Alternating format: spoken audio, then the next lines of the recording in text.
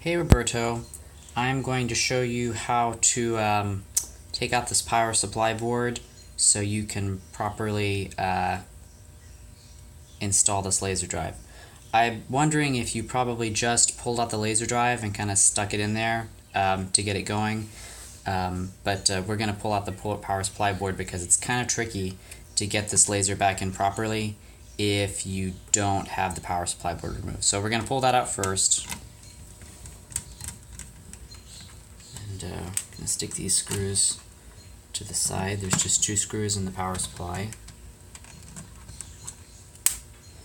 And we're going to pull back this little catch right here and pull on the back side of the board, and that will get this little clip out of the way. And then we're going to pull on the front part and just kind of work it out.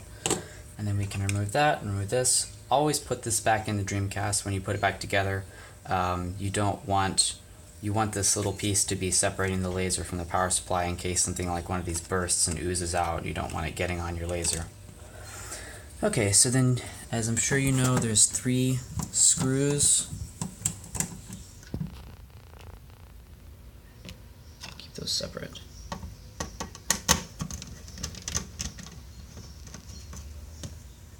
And there's one back here.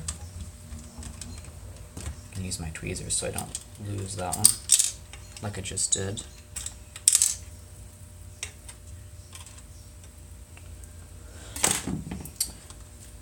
Okay, so you just want to make sure that you have pushed this down onto this ribbon port, I guess you would call it, firmly, because that's what I suspect the reasoning for your laser not powering on. Because if it's not spinning, that means it's just not powering on. Because when I tested it in a console and made sure everything was working just fine, and so yeah, just make sure you line it up with the port, and the way you know that you've lined it up is basically that it's against this side and that you can see this little white hole, this little white nub sticking up with the little hole for that, and just push it down, push the whole thing down firmly.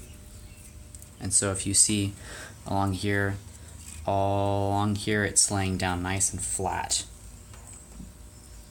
And then we're gonna just put the screws, oops, shoot. Yeah, just put the screws back in.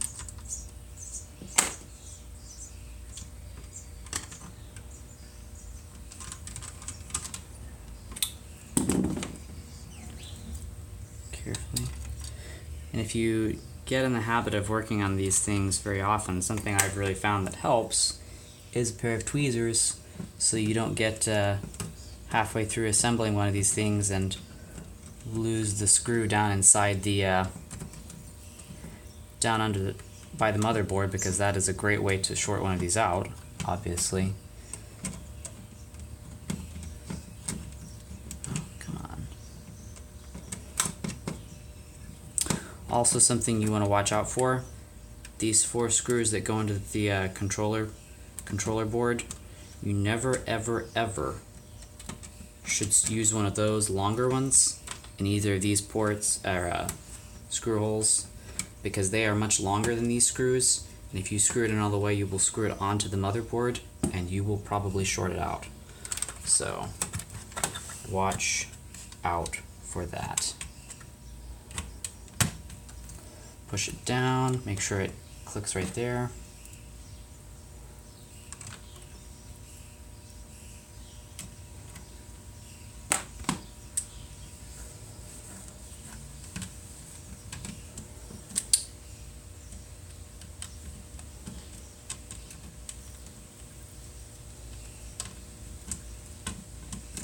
Put this back on, or the whole thing will not power up, obviously.